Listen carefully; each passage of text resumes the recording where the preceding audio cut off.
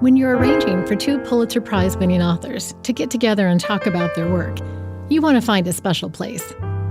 That's how Hernan Diaz, author of Trust, which won the 2023 Pulitzer Prize for Fiction, and Viet Nguyen, a Pulitzer Prize board member and winning author of The Sympathizer, ended up at the Albertine Bookstore, a charming shop tucked into a Gilded Age mansion that houses the French Cultural Services of the French Embassy in New York City.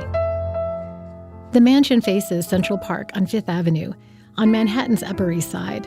As the authors arrive, the light is fading over the trees.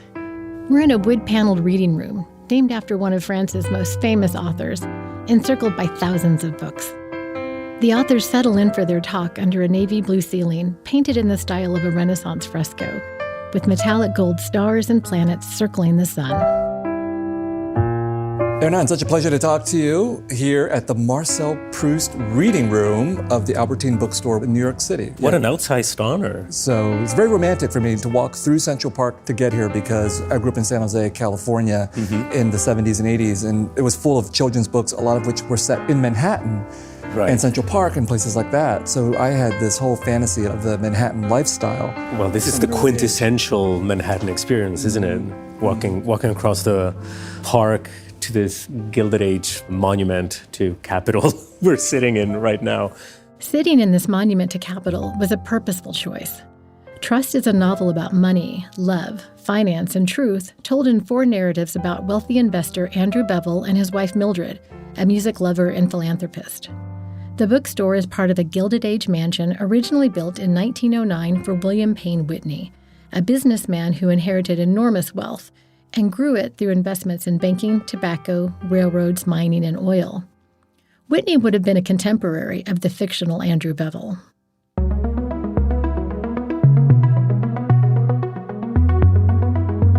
Welcome to Pulitzer on the Road, bringing you closer to Pulitzer-winning work through discussions between Pulitzer judges and winners. I'm your guide, Nicole Carroll, a Pulitzer board member and professor of practice at the Walter Cronkite School of Journalism and Mass Communication at Arizona State University. Each spring, the board meets in Pulitzer Hall at Columbia University in New York to choose the winners. The discussion is rich and insightful. This podcast is designed to bring a similarly thought-provoking experience to you. Hernan, who left Argentina and grew up in Sweden, and Viet from Vietnam, are both refugees who have reached the pinnacle of their professions writing in English, a language that is not their first, in the United States, the country that became their home. Viet's novel, The Sympathizer, is now a limited series for HBO, starring Hoa Swind and Robert Downey Jr. Hernan's novel, Trust, will become an HBO series as well, with starring executive producer Kate Winslet as Mildred Bevel. In this episode, Viet and Hernan talk about their work, their journeys, fiction as propaganda, the rise of censorship, and what it's like to win a Pulitzer Prize. Let's start there. Hey, you know what? You just won the Pulitzer Prize. How does it feel? It feels unreal. I mean, you've been there. And one feels reality shifting, and one's place in it also utterly transformed. One shouldn't be allowed to be this happy. It's also, I wasn't aware how much work it would be, too, sort of the aftermath of it all joyous work, but not all of it conducive to writing more fiction, as I'm sure you also must have experienced. But man, when one looks at that list that contains so many heroes and writers who have inspired me for so many years, it feels totally unreal. Someone asked me recently, is there a downside to winning the Pulitzer Prize? And I have to honestly say, no.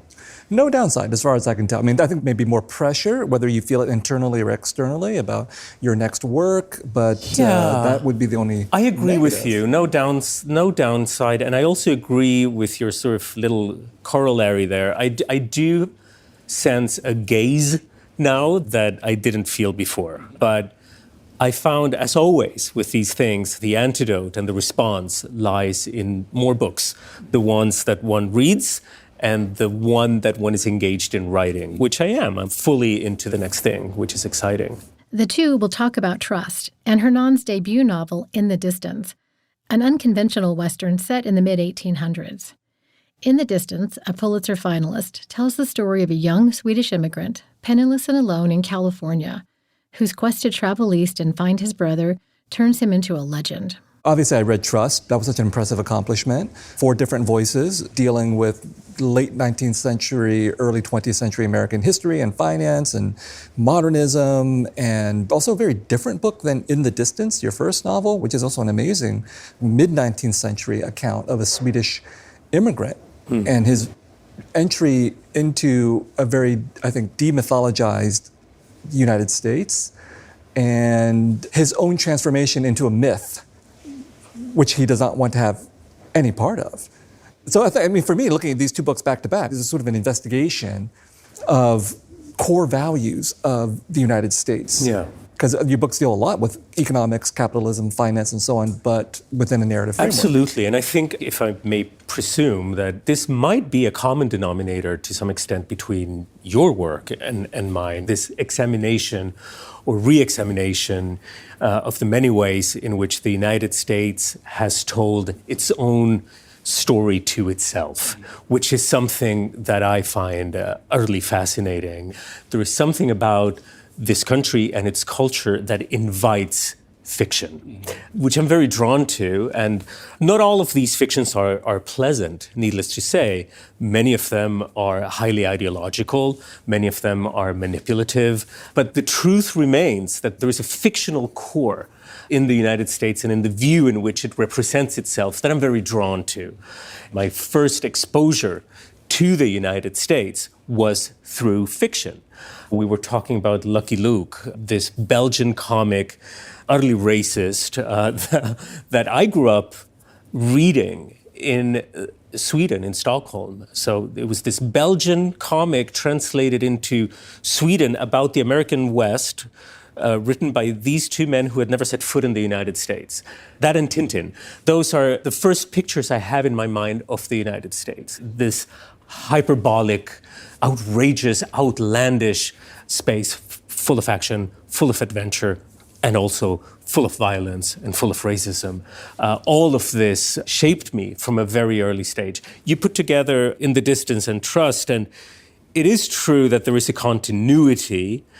Both deal with highly crystallized moments in American history. Gold Rush, the Roaring '20s and the ensuing Great Depression, with a hinge of the '29 crash in between.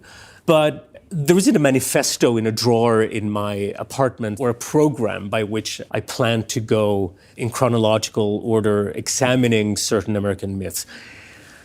It just happened to come out in that way. Also because I'm a writer who believes that literature is made out of more literature. And I am interested in these highly ossified moments in American history because, again, to go back full circle, I feel these are the fictions that now remain unquestioned and unchallenged by us. And we think we know what these periods are all about. And the more we think we know, of course, the more urgent an archaeological intervention into these hardened discourses becomes. I think a lot about how maybe the United States is unique among literary traditions, the American literary tradition, in the sense that we have a lot of novels with the word American in them. And I'm trying to think of another country where you could say that. Like there's the British, Russian, French, they're not as obsessed with foregrounding what you just talked about, which is the place of the United States, specifically America, that word, in the imagination of the world, but in our own self-regard as well. So that, as far as I know, we're also the only country that has something called a great American novel. I don't know if there's a great Russian novel, great French novel, great British novel. I mean, right. As self-consciously referential in that way. Absolutely. You put that so beautifully and eloquently. Of course, any country has these myths about themselves, but it's true. I don't think Ecuador or Belgium are as invested with their exceptional place. And of course, exceptionalism is a very important term when we are considering all of this. It's also redundant. Great and America, I mean, they're the same in the American imagination. But just go back a little bit to the research process and how you didn't feel like you had to go to the landscapes and everything. Me too. For example, The Sympathizer has 4 chapters set in the Philippines. I didn't go to the Philippines. I just read books about it. Right. But also, I've seen Apocalypse Now. I've seen other things. So there's a way in which for me as a writer, maybe for you too, yeah, we do have to do the research, we do have to imagine things, but we can also rely on the reader's own already existing mythologies and scenarios that they have. Yeah, I think we live in a moment where it's too often forgotten that literature is a product of the imagination, right? And I've seen so many books researched to death, so many books that are overly reliant on first-handedness and personal experience and witnessing. There's nothing wrong with that. What I'm trying to say is that I think we probably live in an age of, let's call it referential anxiety, where everything needs to be anchored as robustly as possible in fact, in something contextually verifiable. And boy, what a loss that is for fiction. Yeah, I think all you need is one fact versus 1,000 facts. So for example, the end of The Sympathizer is set in a re-education camp, which I've never seen in person. There are almost no photographs of re-education camps, Vietnamese re-education camps. Is that so? Right, because the communist government obviously has a vested interest in not publicizing what happened in these camps. I certainly have read about re-education camps, but there's also very little written about them as well. So but when I wrote those 4 chapters that were dealing with the re-education camp, I deliberately imagined it as a wasteland. When we go to the Western, it's something that you can evoke, and many people will paint their own Westerns in their minds, is because it was a really powerful and popular genre. I grew up watching Westerns as a kid, from the low to the high, the pure entertainment to the, let's say, more sophisticated stuff like The Searchers by John Ford. But overall, I also feel like the genre of the Western is America's version of propaganda. If you watch it, evoke this in the distance as a wagon train, it's surrounded by Indians, they attack. There's a different outcome in your novel, but in the movie Westerns, bang, bang, bang, bang, bang, and dozens of Indian warriors just get knocked off their horses, and that's just the way it is. Yeah. That's the founding of the country. And I'm saying all this because The Sympathizer is also an investigation of many genres, but one genre is the Vietnam War. In some ways, the relationship to genre is very complicated for writers because everybody thinks they know what a genre is, whether it's the Vietnam War genre or the Western. So we're stuck in a situation where sometimes people will say, why do you need another Western? Didn't we already do it to death? Or why do you need another Vietnam War novel or movie? The internalization of genre is so powerful that it allows people to fill in all the blanks in the distance, subverts a lot of that, as I hope The Sympathizer tries to subvert stuff for the Vietnam War genre as well. It certainly does. Your book certainly does that. And it was absolutely at the core of my project, Within the Distance. It was taking all of these cliches that have an element of propaganda for sure, that are highly political, and turn them upside down. Here we have a genre that is primed to become the foundational myth of the United States. Why? Because of everything you just said. It glamorizes the worst aspects that went into the consolidation of this territory into a nation, which means, of course, first and foremost, the expropriation of the land from its original inhabitants through genocide. It glorifies the systematic destruction of nature, which is reduced to a mere source of extraction of capital. It glorifies machismo and misogyny. Women are private property, always, for the most part. It glorifies gun violence. It embodies the extremely American suspicion toward institutions.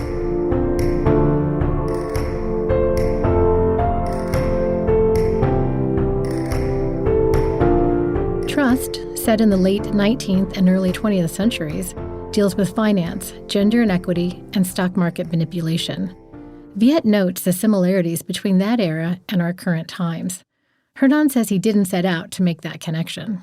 There are contemporary conversations politically about whether this era is somehow a repeat or an analogy of late 19th, early 20th century America in the Gilded Age. The novel begins in the Gilded Age, in the 1880s, late 70s, but the core of it takes place in the 20s and 30s. There is, a moment ago I was talking about how in the Western you see the extraction of capital from nature. here we are then in the next logical step, which is after the Industrial Revolution, all these materials are now churning in this machinery of capital that is going full steam. And that's what we see now and the emergence of international banking. I am not an allegorical writer. I didn't set out to write Trust in order to expose what was going on in society today. I just wanted to write about capital and how I imagine that capital in sufficient quantities would have the ability to warp and distort reality around it, very much like a black hole, an event horizon that distorts space-time and sucks everything into it. This was the preconception that I had of capital. I love writing about things that I don't know about. I don't like to confine my writing to the province of my immediate existence. So I set out to discover this world. And there were two things that immediately caught my eye. The first one, it shouldn't come as a surprise to anyone, there were no women in these grand epics of capital. When I say no women, I mean zero. We could talk about one or two exceptions, but honestly, it's a man's world. Still, it's a very bro-y world, the world of Wall Street. So to have women excluded, half of the population excluded effectively and deliberately from the world of commerce at the highest order was something that I felt needed to be addressed. So this book very quickly became a book about voice and who had been denied a voice and who had been given a megaphone and what the dissonances between these voices might have been. The second thing that I discovered was that money has a fictional quality to it. There is nothing in a $5 bill that materially, inherently, gives it its purchase power. What makes it work is that we all agree that it works. It's the trust we invest in it. And to have discovered that money is this fiction that pervades everything and that mediates almost every single exchange that we enter into every day of our lives was gold for me. So that was the starting point. I don't know how you work, but I work exclusively almost with primary sources. So I was reading press, financial treatises, congressional hearings, and so on from the time. I didn't set out to find these things. They came to me.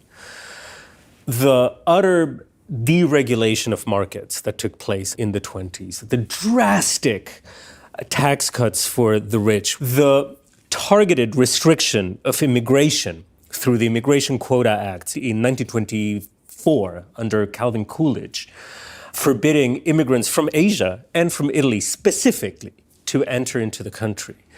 The resonances between the 1920s and the 2020s and the inequality at the core of it all and the racism at the core of it all were mind-blowing. The reason why it could have resonance in the present is because things haven't changed that much. Exactly. 100 years ago that you were dealing with, the sympathizer was almost 50 years ago, the time period that it's concerned with. And the country hasn't changed that much.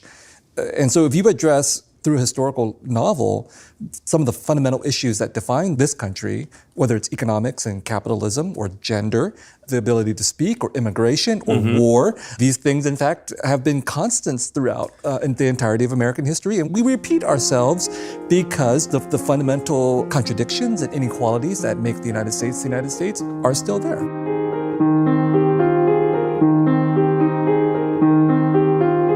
Both of these Pulitzer-winning writers became refugees at a very young age.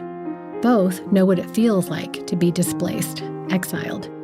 And both say they were transformed by the power of literature. We do share some things in common. I was born in Vietnam. You were born in Argentina. Okay. What age did you come to the United States? Well, my journey was a little complicated because I was born in Argentina, but we all left when I was 2 years old after the coup. So we had to literally flee the country. And we went to Sweden. So I grew up in Stockholm. My first social language was Swedish. We spoke Spanish at home, but Swedish out in the world. And then with the return of democracy, we all moved back to Argentina. my first experience of foreignness was my home country, my supposed home country, which felt completely alien to me. At what age were you? 11-ish. Okay. And let's say those wooden clogs didn't fly in the streets of Buenos Aires. And I fell in love with the English language too, which came to me via Swedish. I moved to London at age 23. And then from London, I came to pursue a PhD here in New York. So I've been in New York ever since, for 25 years now. So as a sort of sentient being, I only spent about 12 years in Argentina. Yeah. How about you? I was born in Vietnam and then came to the United States at the age of 4 with the end of the war, and my family was on the losing side. So we were definitely refugees. I'm not sure if that's a term you would use to describe your own experience or your family's experience. For sure, in Sweden, yes. Yeah, because I think being a refugee is different than being an immigrant, especially with the sense of being displaced because of political forces beyond your control, especially if you're on the losing side or you've been exiled, it sounds like in the case of your family, to Sweden. And then I think our paths diverge because then you move back and forth and you had this sort of cosmopolitan element of your life, whereas I came as a refugee and then I stayed here and never left. I like to say that I'm not just an American, I'm a Californian because I've spent most of my life in California. And there's this tension for me between being a refugee and being a citizen, being an outsider and being an American, which is a very productive tension because it does allow me to both imagine myself as an American writer and as a not American writer, as a minority writer, an American writer, but also a writer, period. Yeah. And these different shifting registers are crucial because I do want to situate my work relative to the American literary tradition, but also outside of it as well. And then there's also the relationship to language, just being raised in a Vietnamese-speaking household, I think has impacted my relationship to the English language. I think all writers have a special relationship to language, but if you have a different other language that you're surrounded by and influenced by, I feel that it's helped me to see the rhythms of the English language from the outside. We were refugees. We didn't even have a Bible, and they were devout Catholics. We had no books in the house. So the public library was my cosmopolitan doorway to the world, in which there were no boundaries and there were no borders. For me, after moving around and being in different countries as a child, I think of myself as an American by choice, and I take it seriously, and it's a meaningful choice to me. Also because, circling back to the beginning of our conversation, it's not by sheer coincidence that I ended up here. I ended up here because I love this literary tradition. I love the music of the United States as well, and it informed me as a person. I wouldn't be the person I am without that archive.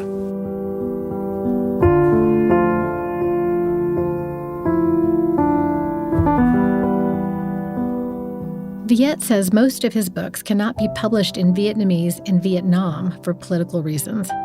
Both authors worry about book bans and censorship. I had a very strange situation not too long ago. I went to do a reading and they had excised a whole section of the book. Which book? The Trust? In the Distance. In the Distance. Yeah. But who is they?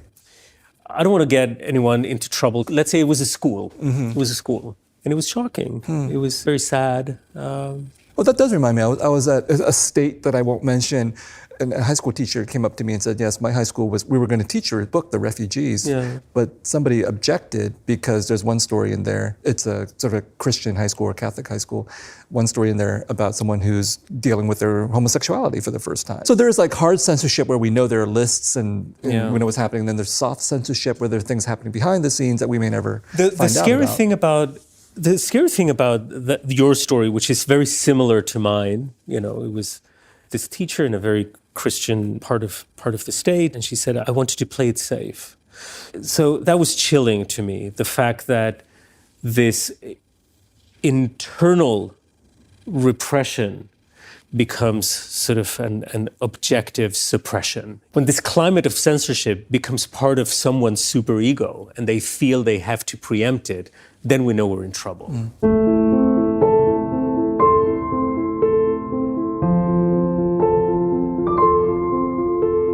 In 2023, individuals or groups attempted to ban 4,240 unique book titles in schools and libraries, the highest levels ever documented by the American Library Association.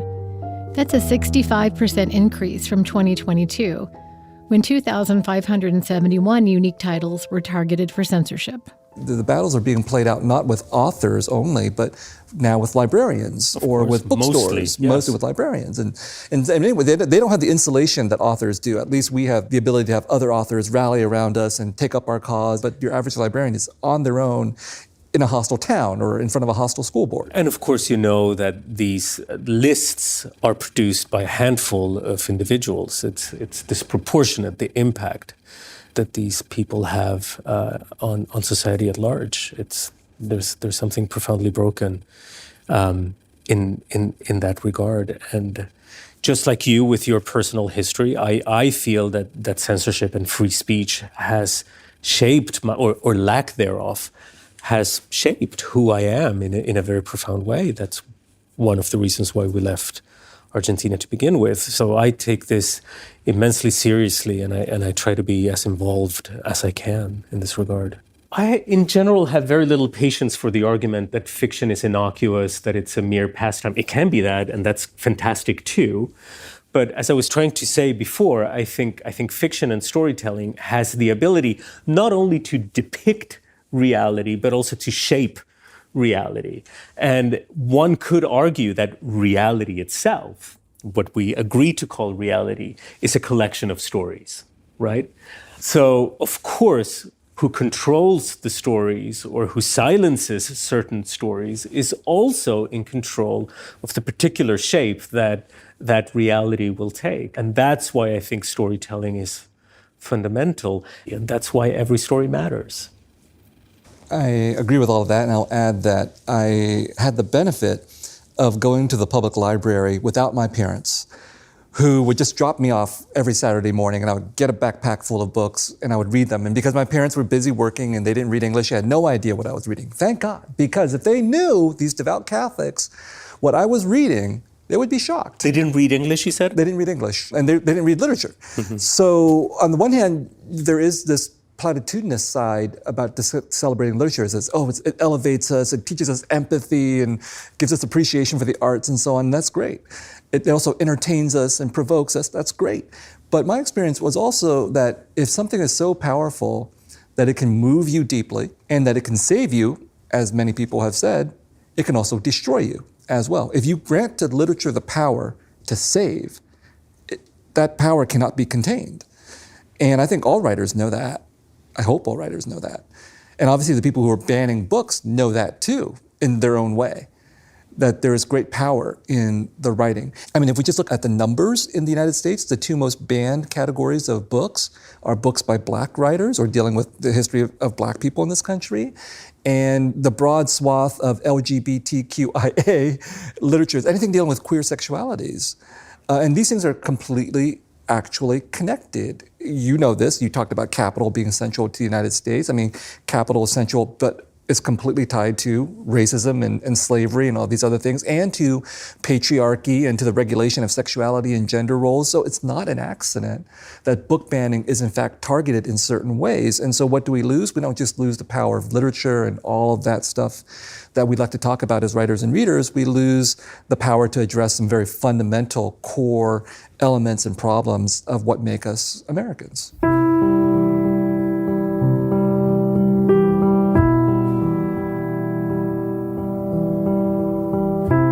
Both Hernan's Trust and Viet's The Sympathizer will be reaching more audiences than ever, with each being released on HBO as a limited series.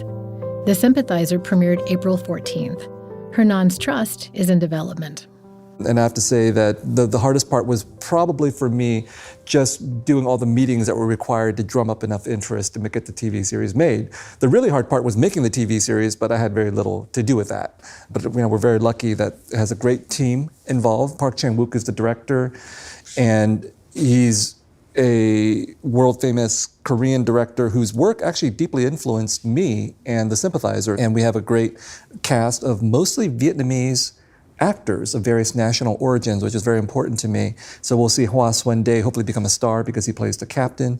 But most people have heard about the TV series because it involves Robert Downey Jr.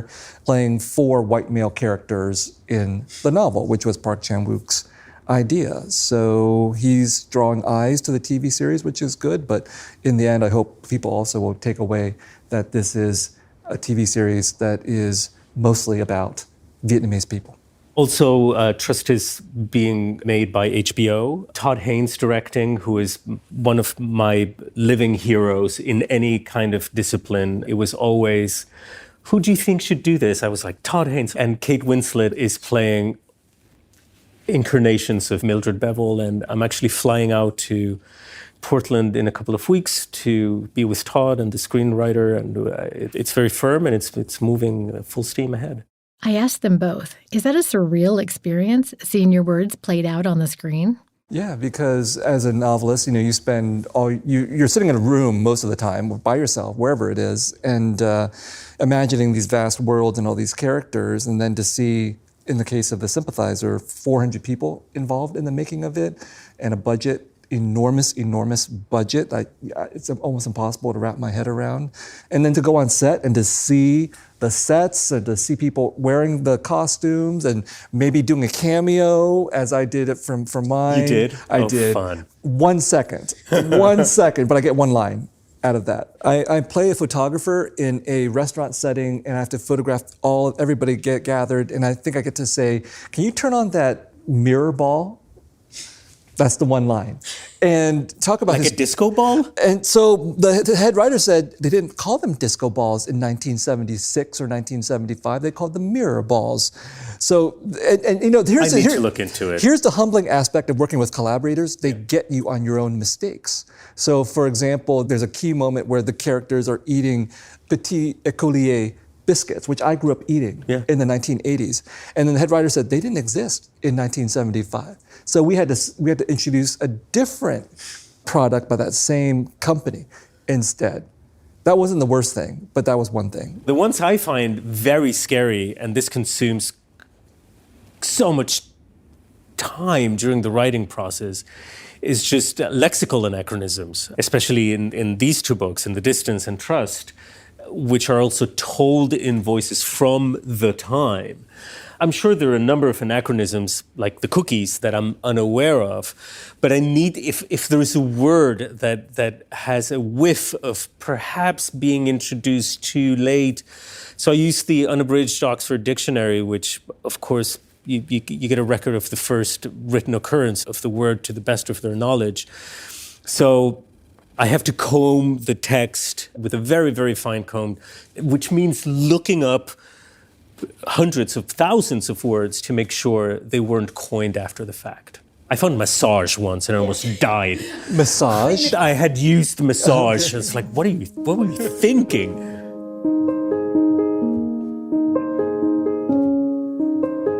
One of our favorite questions to ask the winners is, how did you learn you won the Pulitzer Prize? The answers are always touching. The same was true with Hernan's story. The author, who spent the last few years immersed in the world of the extraordinary wealthy in New York City, now being interviewed in a monument to Capitol facing Central Park, celebrated his award sitting on a curb in Greenville, South Carolina. I was on the road. It took me many flights to get there. I was exhausted.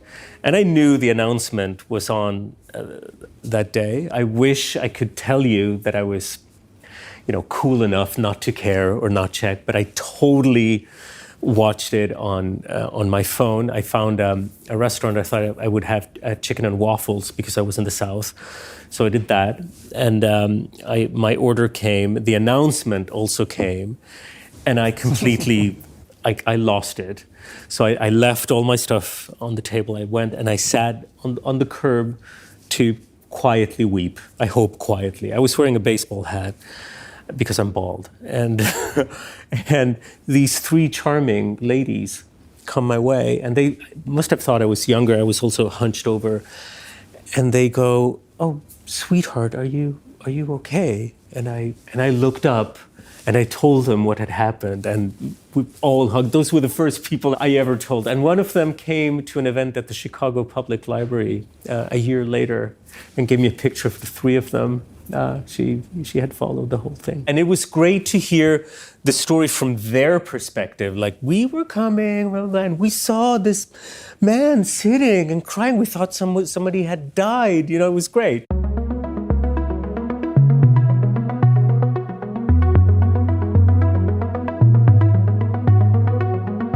So what makes a work worthy of a Pulitzer Prize? In describing the selection of Trust, the Pulitzer jury called it a riveting novel.